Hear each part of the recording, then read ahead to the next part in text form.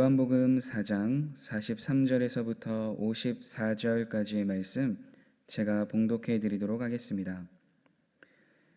이틀이 지남에 예수께서 거기를 떠나 갈릴리로 가시며 친히 증언하시기를 선지자가 고향에서는 높임을 받지 못한다 하시고 갈릴리에 이르심에 갈릴리인들이 그를 영접하니 이는 자기들도 명절에 갔다가 예수께서 명절 중 예루살렘에서 하신 모든 일을 보았음이더라. 예수께서 다시 갈릴리 가나에 이르시니 전에 물로 포도주를 만드신 곳이라. 왕의 신하가 있어 그의 아들이 가버나움에서 병들었더니 그가 예수께서 유대로부터 갈릴리로 오셨다는 것을 듣고 가서 청하되 내려오셔서 내 아들의 병을 고쳐 주소서 하니 그가 거의 죽게 되었음이라. 예수께서 이르시되 너희는 표적과 기사를 보지 못하면 도무지 믿지 아니하리라. 신하가 이르되 주여 내 아이가 죽기 전에 내려오소서. 예수께서 이르시되 가라 내 아들이 살아있다 하시니 그 사람이 예수께서 하신 말씀을 믿고 가더니 내려가는 길에서 그 종들이 오다가 만나서 아이가 살아있다 하거늘 그 낫기 시작한 때를 물은즉 어제 7시에 열기가 떨어졌나이다 하는지라. 그의 아버지가 예수께서 내 아들이 살아있다 말씀하신 그때인 줄 알고 자기와 그 온 집안이 다 믿으니라. 이것은 예수께서 유대에서 갈릴리로 오신 후에 행하신 두 번째 표적이니라. 아멘. 예수님께서는 사마리아에서 이틀 정도를 머무신 후에 다시 갈릴리로 가셨는데요. 그런데 예수님은 가는 그 길 중에서 이렇게 말씀하셨습니다.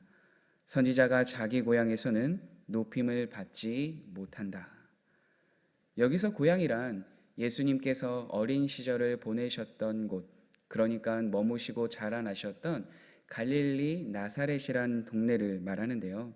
고향 사람들은 아무래도 예수님과 함께 오랜 기간 동안 지냈다 보니 예수님이 어떠한 분이신지를 그들은 경험했을 거예요. 그러니까 예수님께서 공생의 사역을 하시기 전에 예수님의 모습을 오랫동안 지켜보았으니까 예수님이 선지자, 하나님의 아들이다라는 것을 쉽게 믿지 못했던 거죠. 그들이 가지고 있었던 익숙함과 편견 때문에 예수님의 진정한 가치를 알아보기가 어려웠던 겁니다. 그런데 놀라운 사실은 갈릴리 사람들이 예수님이 오셨다라는 소식을 듣고 영접했다라고 기록을 하고 있는데요. 그 이유가 무엇이었을까요? 45절에선 이렇게 이야기합니다. 갈릴리에 이르심에 갈릴리인들이 그를 영접하니 이는 자기들도 명절에 갔다가 예수께서 명절 중 예루살렘에서 하신 모든 일을 보았음이더라. 즉 갈릴리 사람들이 예수님께서 명절, 즉 유월절에 성전에서 행하셨던 그 일들을 보았기 때문에 예수님을 영접하였다라고 이야기를 하는 거죠. 예수님께서 유월절을 맞이하여서 예루살렘 성에 가셔서 많은 일들을 행하셨다라고 이야기를 하는데요. 당시 유대인들은 명절이 되면 1년에 3번 정도 예루살렘에 가야만 했습니다. 그리고 거기에서 갈릴리 사람들도 동일하게 명절을 지켰겠죠.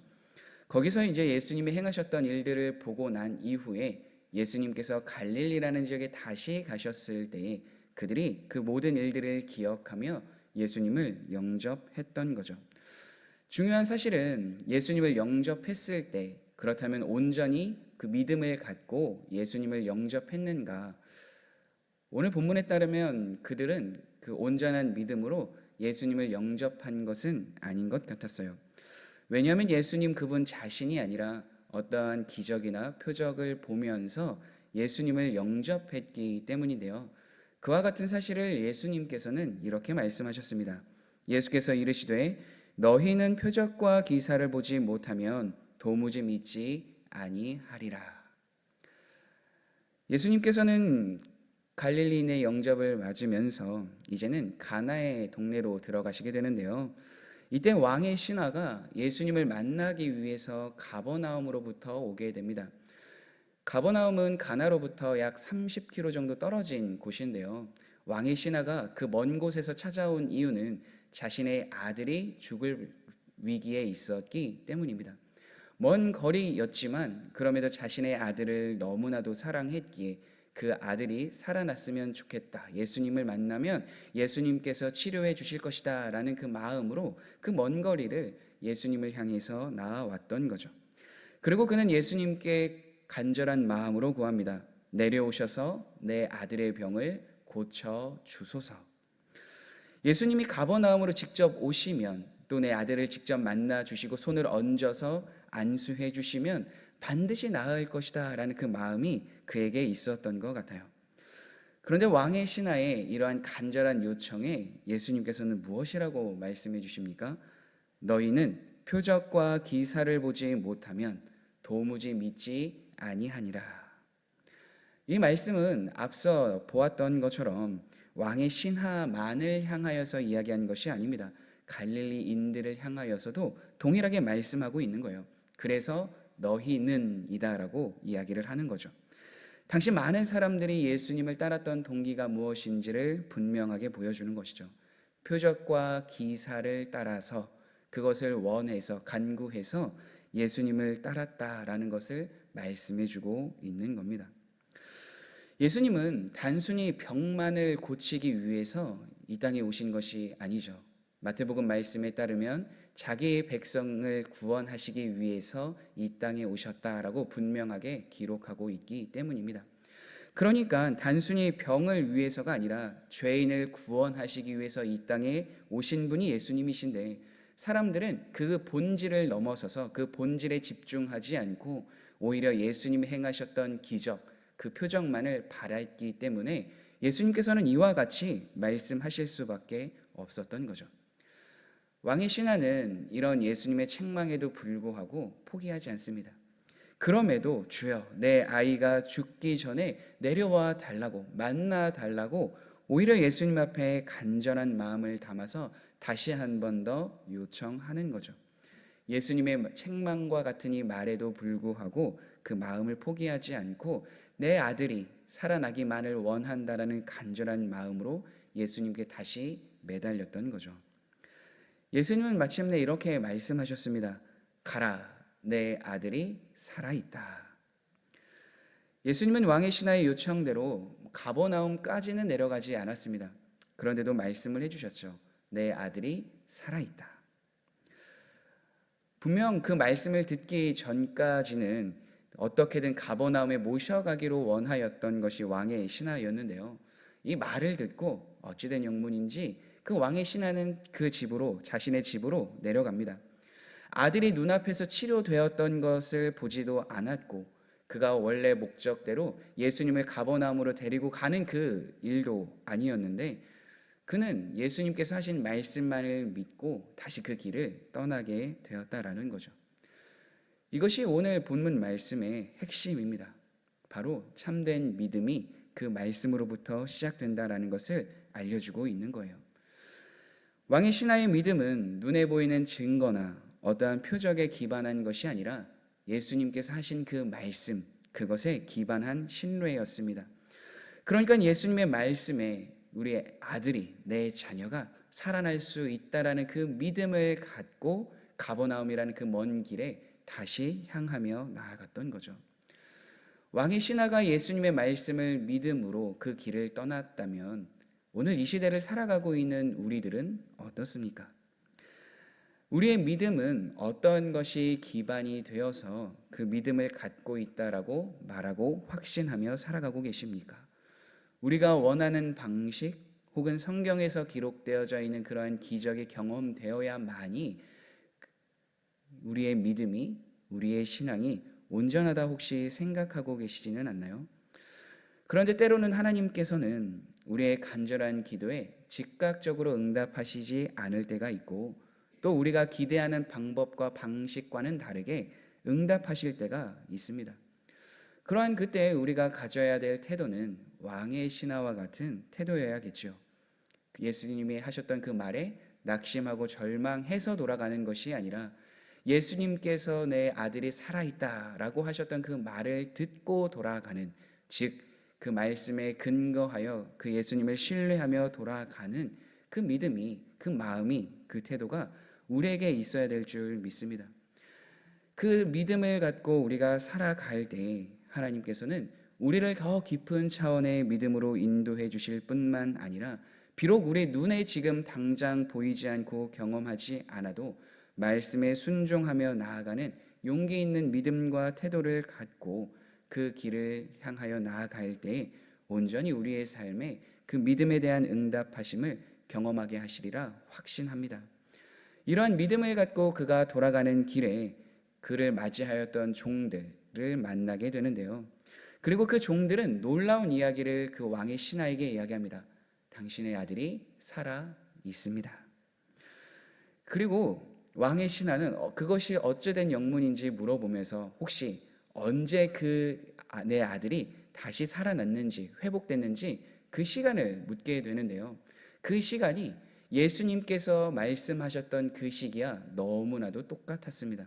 그리고 그는 예수님께서 하신 말씀, 그 말씀을 한 이후에 내 아들이 살아났구나, 회복됐구나, 그것을 깨닫게 되죠. 그리고 왕의 신하의 아들이 살아난 것으로 인해서 그 삶은 어떻게 변화가 되었을까요? 53절의 말씀인데요. 그의 아버지가 예수께서 내 아들이 살아있다 말씀하신 그때인 줄 알고 자기와 그 온 집안이 다 믿으니라. 왕의 신하 개인의 한 사람의 경험으로 그것이 끝나지 않고 그의 가족들이 그 일로 인해서 다 예수님을 믿게 되었다라고 성경은 기록하고 있죠. 자신이 경험한 그 하나님, 그 예수님, 그 말씀, 그 은혜를 자기만 간직하고 있던 것이 아니라 가족들과 함께 나누었고 그 가족들도 그 놀라운 이야기를 들으며 예수님을 믿게 되었던 거죠. 이것은 개인적인 믿음이 어떻게 함께하고 있는 공동체에게 흘러가고 변화를 주고 있는지 그것을 분명하게 알려주는 말씀인데요. 우리도 동일하지 않습니까? 우리가 예수님을 믿고 난 이후에 우리를 통하여 함께하고 있는 사람들이 예수님에 대해서 알고 또 그 변화를 함께 경험하게 되는 것처럼 왕의 신하가 경험한 그 예수님의 놀라운 말씀을 통해 그 가족들이 다 예수님을 믿게 되었던 거죠. 우리가 앞서 살펴보았던 사마리아 여인에게도 동일하게 이 일이 일어났음을 보게 되는데요. 이 사건이 갈릴리에서 예수님께서 행하신 두 번째 표적이다라고 성경은 이야기합니다. 즉 표적을 통해서 어떻게 되었어요? 함께 하고 있는 사람들이 다 예수님을 믿게 되었다라는 거예요.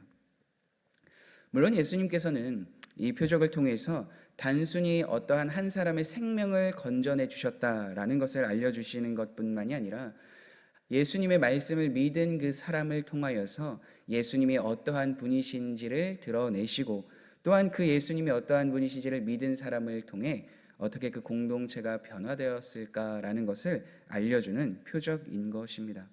그렇기 때문에 우리도 이와 같은 삶을 살아낼 수 있습니다. 우리도 동일하게 하나님의 말씀을 듣고 변화되는 삶을 추구하고 살아가기 때문입니다. 우리가 예수님을 믿는다면 그 믿음은 우리의 삶을 변화시킬 뿐만 아니라 그 변화시킨 삶을 통하여서 함께하고 있는 사람들, 친구, 가족, 이웃에게 증거가 되게 되어 있고 또한 그것을 통해 그 사람들도 예수님을 믿는 그 자리에 설 수 있기 때문이죠. 우리가 함께 지속적으로 나누고 있는 것처럼 그렇기 때문에 우리의 변화된 모습을 통해서 하나님은 그 구원의 통로로 우리를 능히 사용하실 수 있는 것이죠.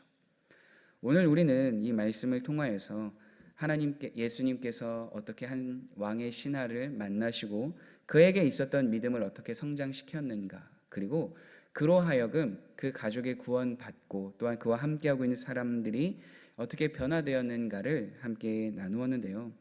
그렇기 때문에 믿음은 단순히 우리의 눈에 보이는 어떠한 증거 또 그 증거로 인해서만 얻어지는 것이 아니라 비록 우리 눈에 보이지 않는다 하여도 그 말씀을 신뢰하고 순종할 때에 우리에게 분명히 보여지는 것이 믿음의 삶이며 또 그 믿음은 주님의 말씀을 기반으로 우리의 삶에 실제적으로 경험되고 이루어진다라는 사실을 믿으시기를 바랍니다.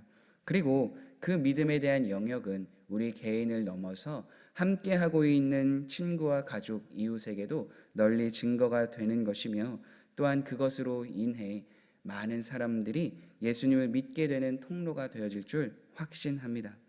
우리 모두 온전히 주님을 믿는 삶을 살아가는 것을 날마다 추구하며 하나님 앞에 나아가되 우리의 삶을 통하여서도 주님을 알지 못하는 사람들이 주님께로 돌아오는 복음의 통로가 되기를 간절히 바라며 살아가는 모든 성도님들 되시길 간절히 소망합니다. 우리 함께 기도하시겠습니다. 사랑과 은혜가 풍성하신 우리의 아버지이신 하나님, 오늘도 요한복음 말씀을 통하여서 우리의 믿음이 어디에 있는지, 또 믿음이 어디에 기반이 되어야 하는지 함께 나누게 하시니 감사합니다. 비록 우리 눈에 보이는 증거가 없다 하여도 주님의 말씀을 신뢰하며 나아갈 수 있는 그 용기를 우리에게 더하여 주시고 우리에게 베푸신 그 은혜와 사랑을 함께 나누고 전할 수 있는 복된 삶이 되게 하여 주옵소서. 그로 인하여 우리 개인뿐만이 아니라 함께하고 있는 친구와 가족과 이웃에게 복음이 흘러가게 도와주시고 또한 오늘 주신 말씀을 통하여서 그 열매가 우리에게도 동일하게 경험되고 맺어질 수 있는 복된 삶으로 날마다 인도하여 주옵소서. 예수님의 이름으로 기도드립니다. 아멘.